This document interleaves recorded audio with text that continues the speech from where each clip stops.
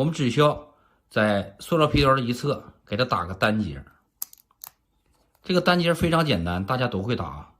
打完单结之后，这块是最主要的，将另外一个皮条，然后这个单结的出口轨迹再给它绕回即可啊，非常的简单。奔着穿过之后，奔着给它绕回，然后给它穿出。